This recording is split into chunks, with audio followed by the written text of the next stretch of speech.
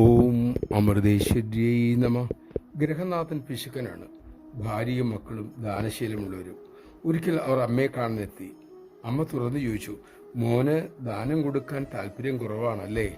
അദ്ദേഹം പറഞ്ഞു, അമ്മയെ കഷ്ടപ്പെട്ടുണ്ടാക്കുന്ന പണം ആർക്കെങ്കിലും അങ്ങനെ കൊടുക്കാൻ എനിക്ക് വയ്യ.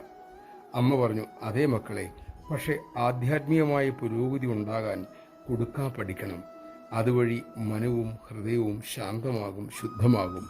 അദ്ദേഹം പറഞ്ഞു, ആൾക്കാർ മുതലെടുക്കും അമ്മേ, എനിക്ക് വിഡ്ഢിയാകാൻ വയ്യ. അമ്മ അരുളി, ദാനം ചെയ്യുന്നത് വിഡ്ഢിത്തരമല്ല മോനെ, കാരുണ്യം കൊണ്ട് വേണം കൊടുക്കാൻ.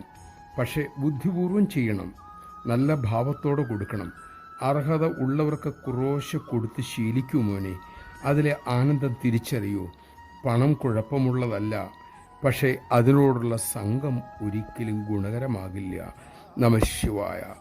അർഹത ഉള്ളിടത്ത് അറിഞ്ഞു കൊടുക്കാൻ അമ്മ നമ്മിൽ കൃപ ചൊരിയട്ടെ.